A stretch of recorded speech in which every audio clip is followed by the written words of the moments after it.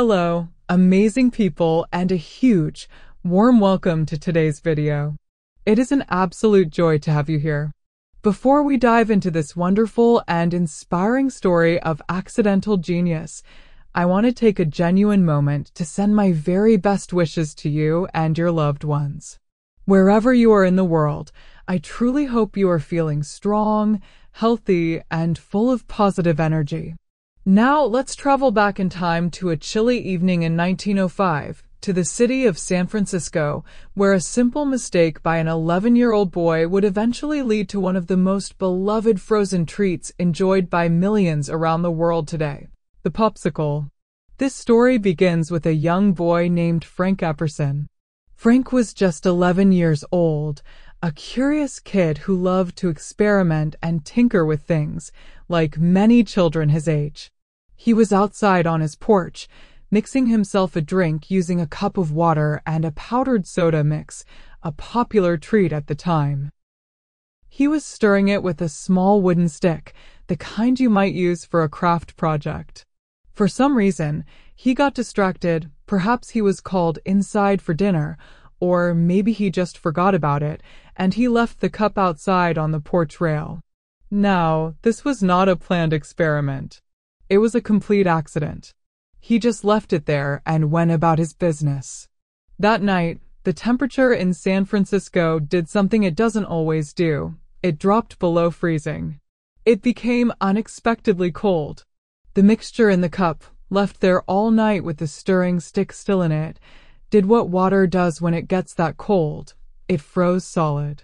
The next morning, young Frank went back outside and discovered his forgotten drink. But it wasn't a drink anymore. It was a solid block of flavored ice, trapped in the cup, with the wooden stick standing straight up like a handle. He must have been curious.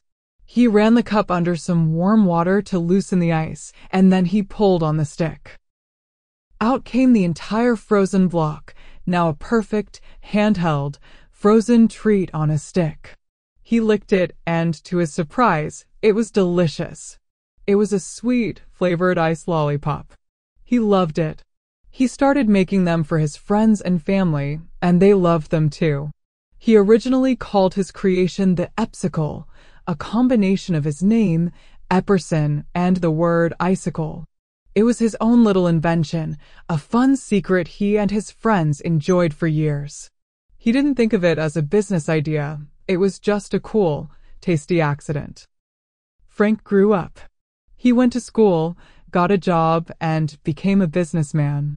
But he never forgot about his frozen treat. Years later, in 1922, he was at a fireman's ball, a social event, and he decided to make his Epsicles for everyone there. They were a massive hit. People went crazy for them. They kept asking him where they could get more. This was the moment he realized that his childhood accident might actually be a viable product. He saw the potential.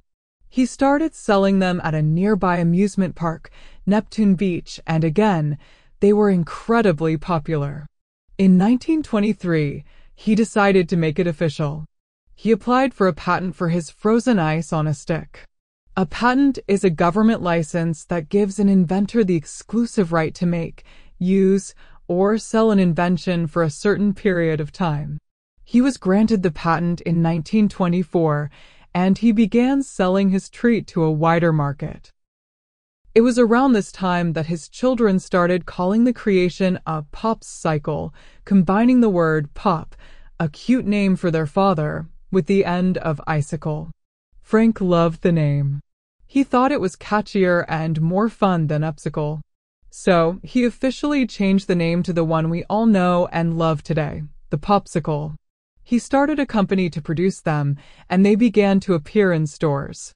The original Popsicle was a simple, 7-flavor frozen treat that sold for just 5 cents.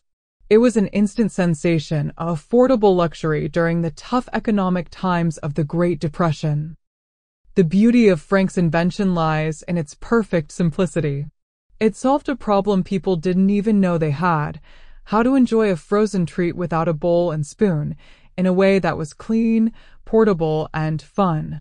The wooden stick wasn't just a mixing tool anymore, it was a brilliant design feature.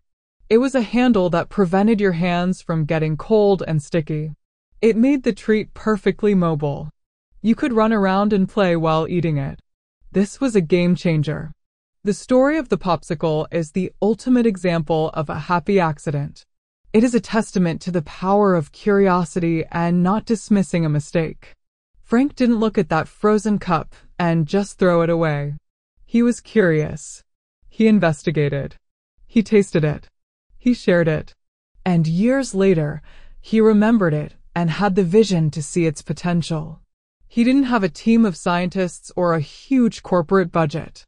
He was just a kid who forgot his drink outside on a cold night. This story is so inspiring because it shows that a great idea can come from anywhere, at any time, and from anyone, even an 11-year-old boy. It reminds us to pay attention to the unexpected moments in life, because you never know when a simple mistake might turn into something magical. The Popsicle has evolved tremendously since then.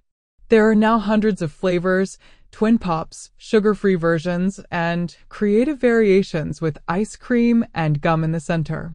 But at its heart, it remains that simple, joyful invention from a San Francisco porch over a century ago.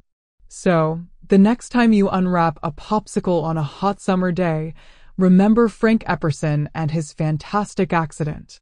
It's a delicious reminder that some of the best things in life are unplanned. Thank you so much for joining me on this sweet journey through history. Take care of yourselves and each other, and I'll see you in the next video.